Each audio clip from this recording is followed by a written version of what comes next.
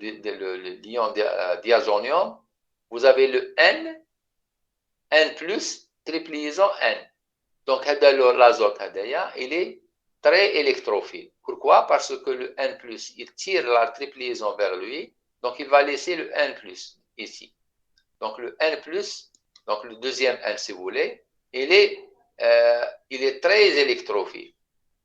Il vous paraît que le N, la charge plus, elle est sur le N, le premier N. Non.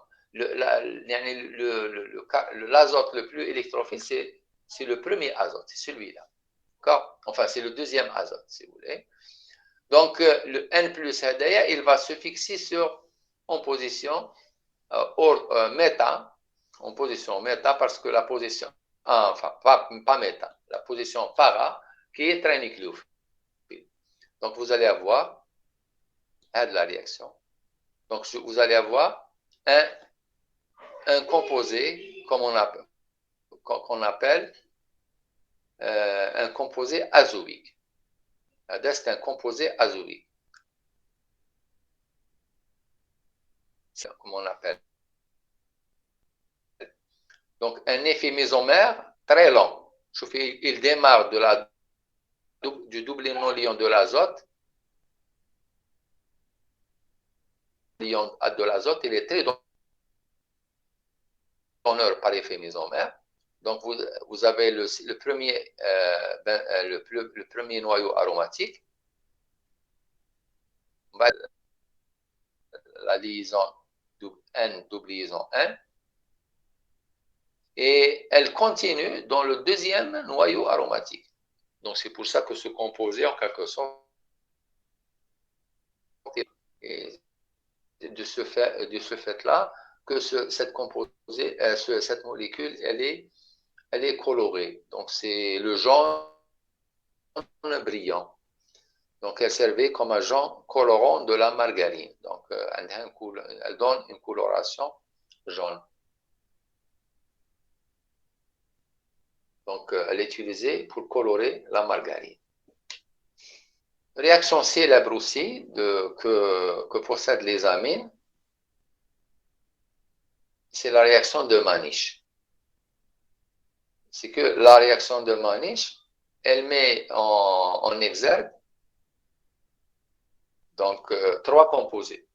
Donc vous avez donc le principe de cette réaction qu'on appelle la réaction de Manich, ion formé in situ. La réaction où le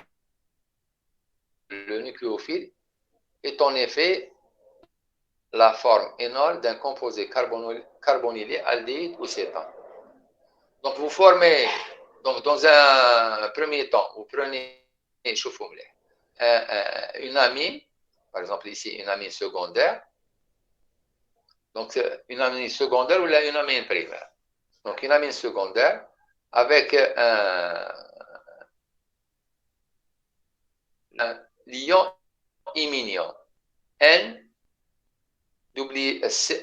C double liaison N, l'ion iminium, et avec le dérivé carbonylé qui possède un hydrogène en alpha. Un dérivé carbonylé qui possède un hydrogène en alpha. Donc, il y a la condition pour avoir la base de Manich. Donc, c'est la base de Manich. Donc, regardez bien. N, C, N, C, on بعد CH3 le C هذاك le CH3 le carbone CO, donc ça va être ici. Donc cette réaction, elle est réalisée en général à partir du méthanal, le formol, condensé sur une amine primaire ou secondaire. Avec l'amine tertiaire, non. Est très électrophile, donc particulièrement réactif. Le mécanisme,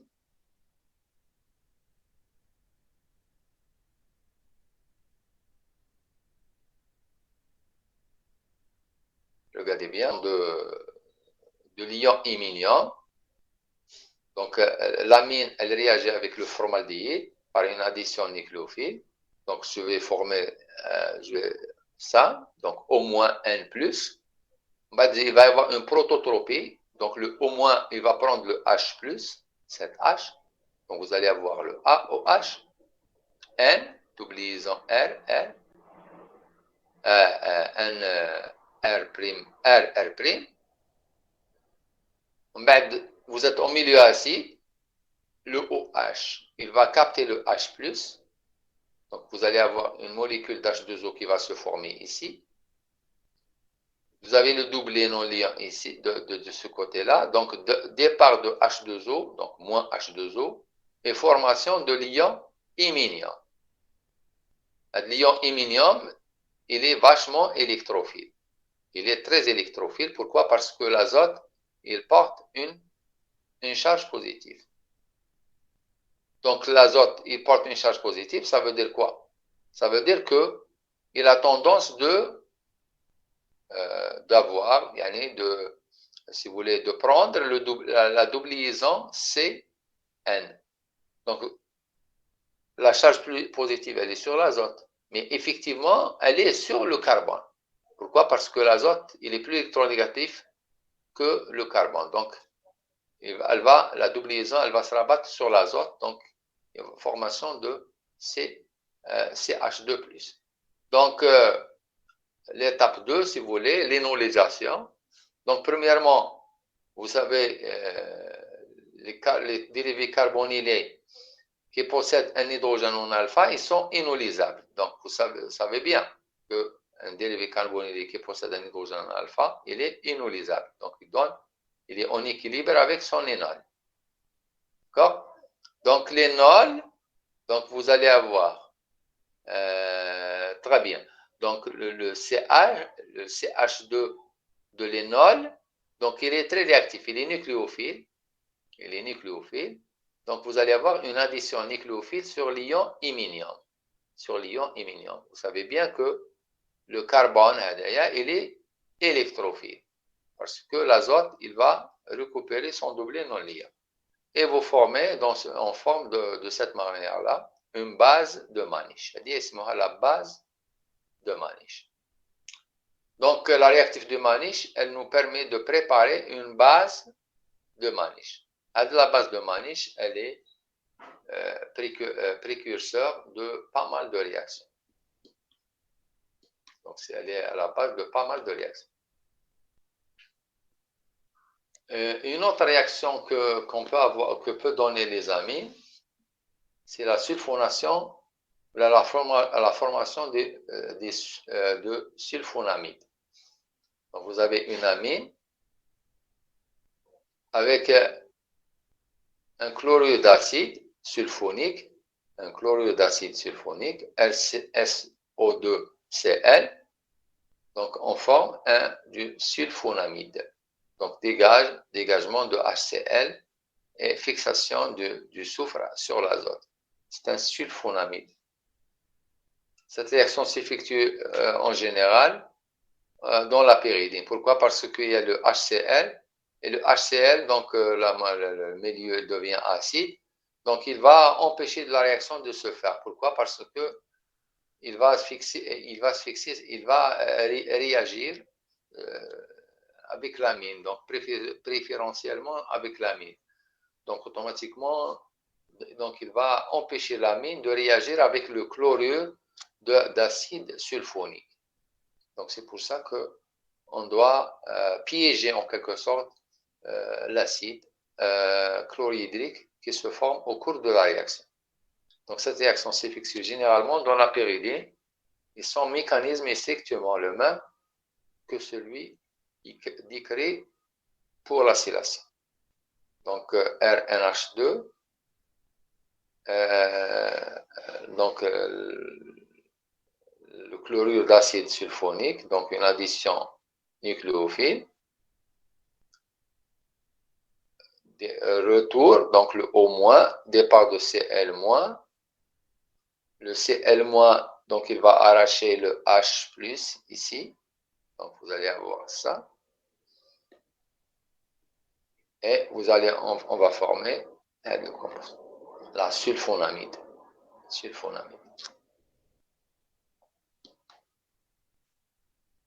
Donc, cette réaction, si vous voulez, elle nous donne une réaction test. C'est la réaction d'identification des amines.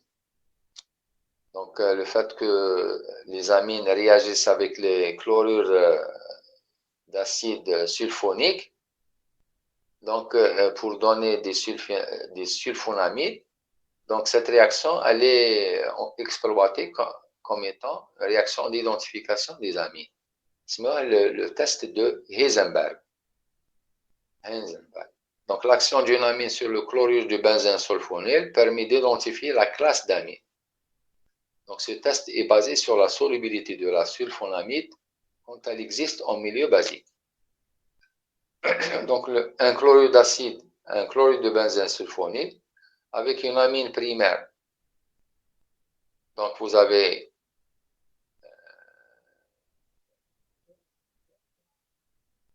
le chlorure de la sulfonamide, donc en milieu basique, donc vous avez un sel soluble dans l'eau.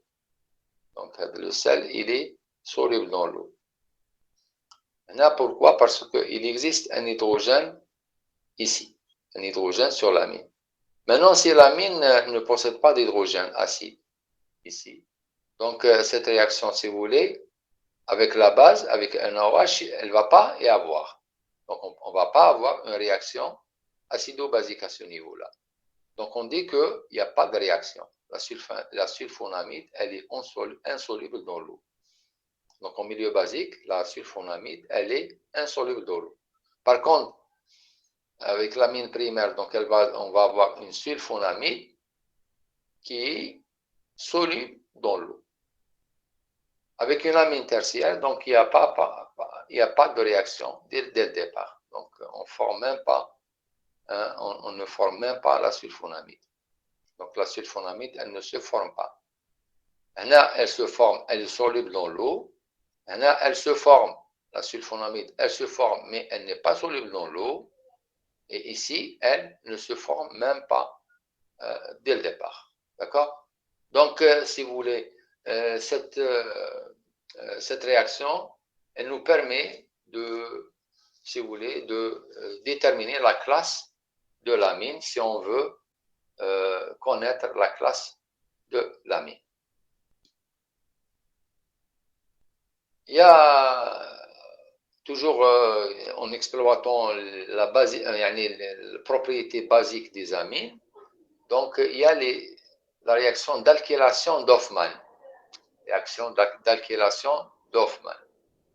Donc, c'est la méthode la plus simple pour synthétiser des amines. Donc, cette réaction, on l'a déjà vu tout à l'heure. Donc, on peut si vous voulez, préparer des amines en utilisant la réaction d'alkylation d'Hoffmann. Donc, si vous voulez, cette réaction, elle nous permet plusieurs classes d'amines. Donc, je peux avoir l'amine primaire avec l'amine secondaire, avec l'amine tertiaire.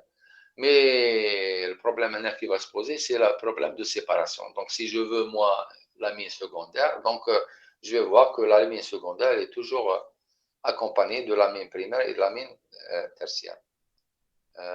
Vous savez bien, donc on avait tout à fait au début du cours, on avait l'alkylation de Hoffmann. Donc l'alkylation d'Hoffmann, par exemple, prenez NH3 avec un dérivé halogéné, donc je vais avoir l'alkylamine. Donc si je vais travailler en excès du dérivé halogéné, je peux avoir l'amine primaire, l'amine secondaire, et à la fin, je peux avoir l'amine tertiaire. Donc, je peux préparer les amines de cette manière-là. Donc, à partir de l'ammoniac, en présence d'un dérivé halogéné, je vais alkyler l'ammoniac, donc je vais avoir l'alkylamine, monoalkyle, dialkyle, trialkylamine, ainsi de suite. D'accord? Donc, de cette manière-là, on prépare les amines. je peux préparer les amines d'une autre manière. Donc, c'est une réaction d'amination réductrice des carbonylés. Comment elle se fait cette réaction? Donc, on forme une imine à partir d'un composé carbonylé suivi de sa réduction par une hydrogénation catalytique ou par les hydrures. Donc, vous prenez un dérivé carbonylé, l'ammoniac, donc très simple. Donc, la réaction qui saute aux yeux ici, c'est quoi? Donc, l'ammoniac, donc vous avez un doublé non-liant sur l'azote, addition nucléophile sur CO, donc vous allez former une imine. Vous allez former une imine, hydrogénation catalytique, H2NI, vous allez former une amine. Donc, on forme une amine de cette manière-là. Donc, en faisant une amination réductrice des carbonylés. Donc, on amine les carbonylés et on réduit les imines conformes. Donc, il y a deux étapes en quelque sorte dans cette réaction. Donc, c'est une deuxième voie, si vous voulez, qui nous permet de préparer les amines. C'est la deuxième voie qui nous permet de préparer les amines. Une autre manière de préparer les amines, c'est la synthèse de Gabriel. La synthèse de Gabriel. Si vous voulez, cette réaction, donc, elle a un inconvénient. C'est quoi cet inconvénient? C'est que cette réaction, elle est sélective. Elle est sélective. Donc, si vous prenez la phtalimide,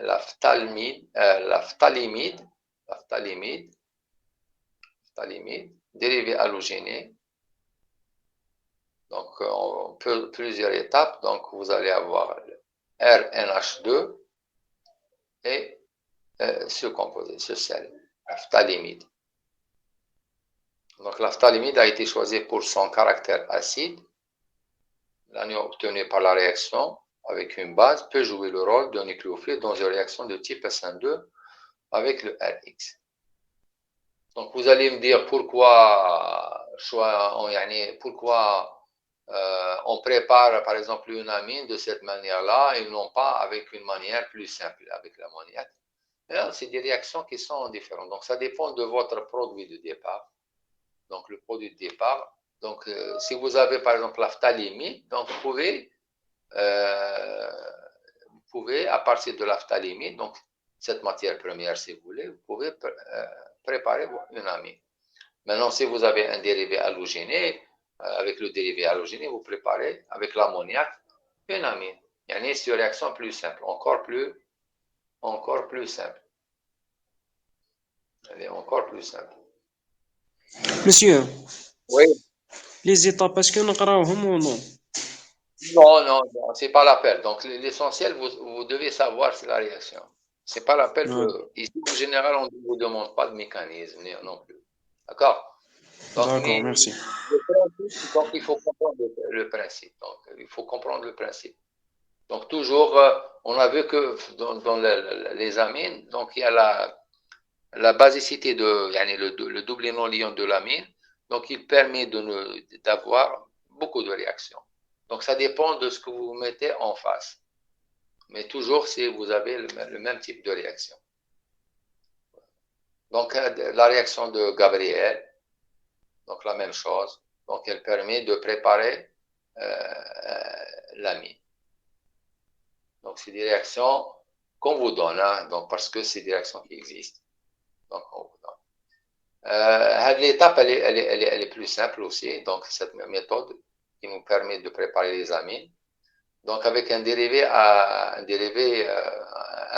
organomagnésien. Donc, addition de RMJX sur une imine.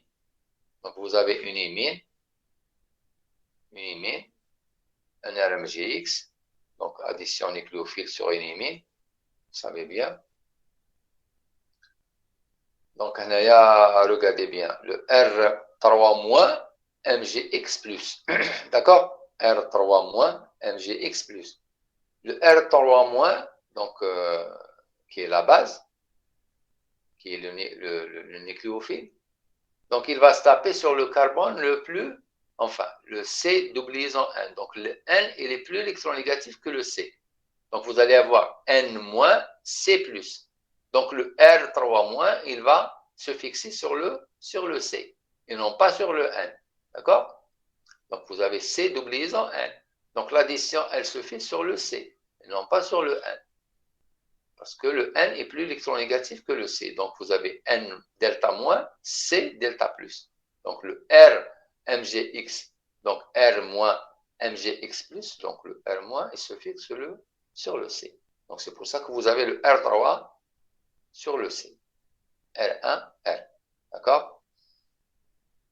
Donc, N, H, R2.